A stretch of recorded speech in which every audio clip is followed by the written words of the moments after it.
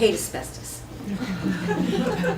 So your property manager, this is me, the property manager, is really your number one defense to saving your liability, because they're going to do the things that open you up for liability.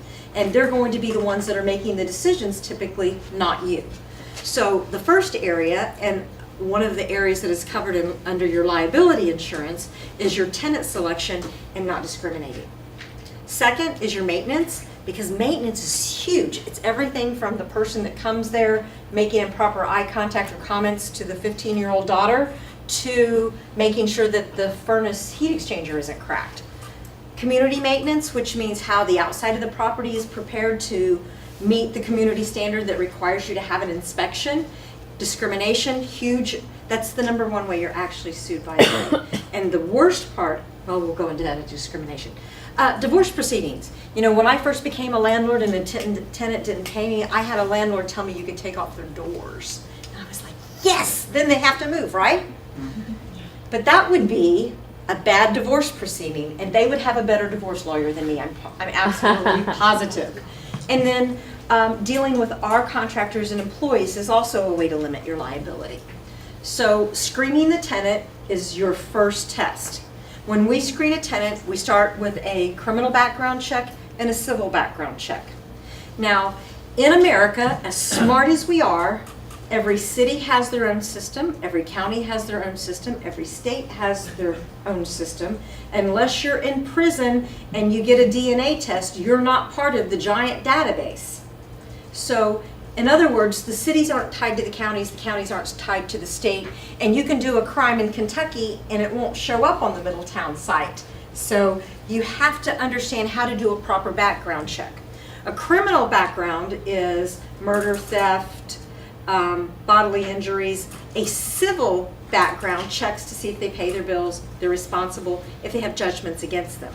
And we think that second part is very important, because if they have a bad civil background, then they probably aren't going to be a good civilized person in our property, because they're not going to pay us.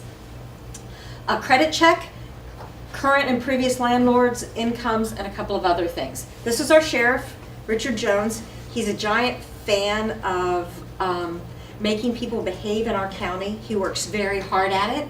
And he's the one that gives me the site that tells me whether or not someone has a more serious crime. The way criminal justice works, if you steal from the candy store, you go to the city court.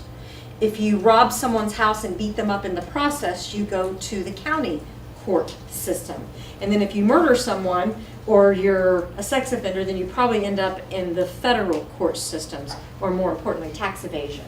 So what we do when we do the background checks is we do them for the city, for the county, for the state, and then if there's someone from out of state, then we do what's called a LexisNexis search. LexisNexis is one of the most powerful databases in the United States, and they know more than you really think they know about you. LexisNexis does the background searches. Then we look for sex offenders, because you know what? They're not a protected class. I discriminate against them, and I don't like them. I don't want them in my properties. I don't want them near my properties, and I don't rent to them. So if they're a sex offender, with one exception, because you know when you are a sex offender, they have to disclose what happened. I did rent to one sex offender because he was 19, his girlfriend was 17. Girlfriend got pregnant. They got married. They have a baby.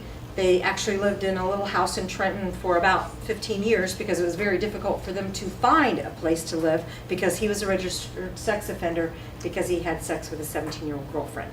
So after saying that, there are ways to bend the rules. But there are rules, they're not your rules. I'm not going to call you and say, do you mind if I rent to a sex offender?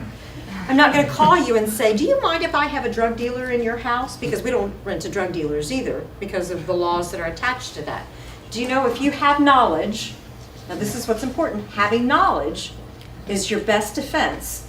If you have knowledge that there's drug activity in your property and you don't evict that person, the DEA can come in and take your house and sell it, and you get to keep the mortgage. Wow. So how do you think your property manager would defend you against that? Well, they're going to be the only ones that really know, unless you got a letter in the mail. So your property management, see how they protect you and limit your liability? Because they're making those decisions for you.